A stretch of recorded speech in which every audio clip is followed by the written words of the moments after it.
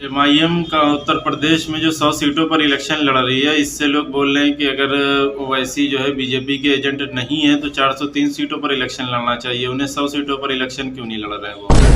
दरअसल 100 सीट का ये मामला है कि एक तो हमें बदनाम कर दिया कि हम वोट काटने आए हैं, प्लस 100 सीट इसलिए लड़ी जा रही है एमआईएम पार्टी की तरफ से कि हमने 300 सीटें समाजवादी, बसपा और कांग्रेस के लिए छोड़ रखी है।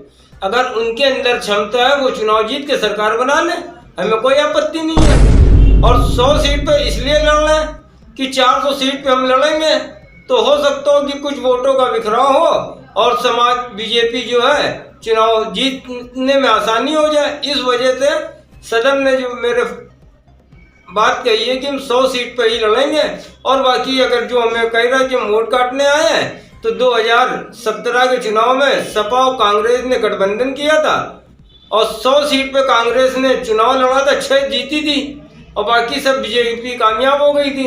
अब वही कांग्रेस आज 403 सीट पे चुनाव लड़ रही है तो क्या वो वोट नहीं काट रही है? यस, बहुजन समाज पार्टी ने 403 पे 2017 का चुनाव लड़ा और 18 विधायक बने। आज 403 पार्टी पे चुनाव लड़ रही है, क्या वो वोट नहीं काटेंगी? या समाजवादी पार्टी ने 300 कुछ सीट पर चुनाव लड़के 46 सीटें जीती, क्या वो वोट नहीं काट रही है? 2019 के चुनाव में जब शिवपाल यादव ने फिरोजाबाद लोकसभा सीट से चुनाव लड़ा, 90,000 वोट काटे और अब अच्छा यादव को चुनाव हरवा दिया। एक भी कुंभा मुलायम सिंह यादव से आवाज नहीं आई कि शिवपाल ने वोट काट के बीजेपी को जिता दिया, क्योंकि ये इन्हीं की कमी है, क्योंकि इन्हीं का काम है, यही मेन एजेंट है। अब इन्होंने एक सोचा छोड़ रखा है कि मुसलमान का वोट काटने आए, वैसी साहब वोट काटेंगे तो बीजेपी जीत जाएगी। भाई छौनी विधानसभा कानपुर की आप ले लीजिए, 35 सालों से बीजेपी के सतीश माला चुनाव जीत रहे हैं, तब तो एमआईएम चुनाव नहीं लड़ रही थी। अगर हम वोट काटने वाले होते तो छौनी विधानसभा कानपुर की एमआईएम कैसे चुनाव जीत, बीजेपी कैसे चुनाव जीती? 35 साल के विधायक रहे। फिर उसके बाद में रघुनंदन भदौरिया भी कांग्रेस के चुनाव बीजेपी किससे जीते? तो इस वजह से हमें सिर्फ बदनाम किया जा रहा है कि एक बार 1992 में बाबरी मस्जिद की शहादत के बाद जिस तरीके से मुसलमानों ने कांग्रेस से पीछा छुड़ाया था और बाइकआउट कर दिया था, तो कांग्रेस का एक पार्षद एक बीडीसी चुनाव नहीं जीत पाता था। वही इन सबको डर सता रहा है, समाजवादियों को भी वही डर कांग्रेस को सता रहा है कि अगर एमआईएम मजबूती से उत्तर प्रदेश और या हिंदुस्तान में आ गई तो हमें बीडीसी और पार्षद जीतने की हैसियत नहीं बचेगी। इनको सिर्फ अपनी साख बचाने का खौफ सता रहा है।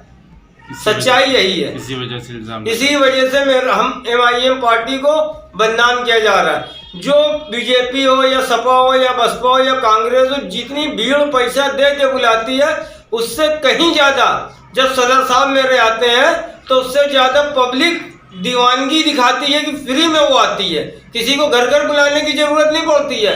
अल्हम्दुलिल्लाह इतनी पब्लिक खुद उतावली है कि सदर साहब को एक झलक देखने के लिए वो अपना भाड़ा खर्चा पैसा कौड़ी खर्च करके आती है और दूसरी पार्टी के लोग रुपया देते हैं 500-500 रुपए कि आ जाओ भाई फला की मीटिंग है, फिर भी उनकी भीड़ ही नहीं दिखाई देती है। ये अल्लाह का एहसान है और इंशाअल्लाह मजलिस 2022 का चुनाव बहुत ही मजबूती से लड़ेगी और अल्लाह से दुआ है कि आप लोग भी दुआ करिए कि इंशाअल्लाह एक मुस्लिम कायदात मजबूत हो और खड़ी हो। जो 70 सालों के मुसलमानों ने के ऊपर जुल्म हुए, चाहे 1980 13 अगस्त का मैटर हो, ईदगाह के अंदर गोली चलाई गई हो, मुसलमान सजदे में था, चाहे गोधरा कांड हो, चाहे भागलपुर का दंगा हो, चाहे मुरादाबाद का दंगा हो, चाहे मेरठ का दंगा हो, चाहे बाबरी मस्जिद की शहादत 1992 कांग्रेस के कार्यकाल में हुई, चाहे वो दंगे हों, सबको मुसलमानों को कटवाने का काम कांग्रेस ने किया।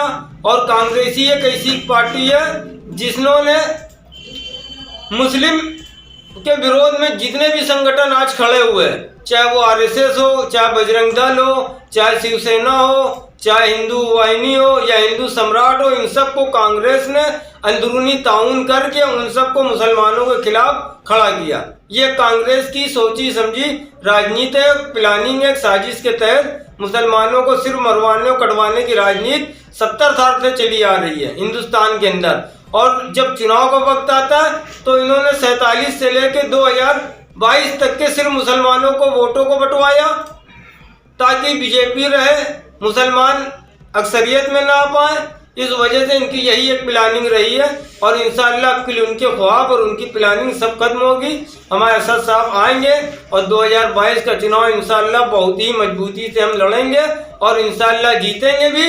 और विधानसभा के अंदर लखनऊ की एक नया इतिहास लिखा जाएगा इस बार इंशाअल्लाह। आप कानपुर से हैं, कहाँ से हैं? हम कानपुर से।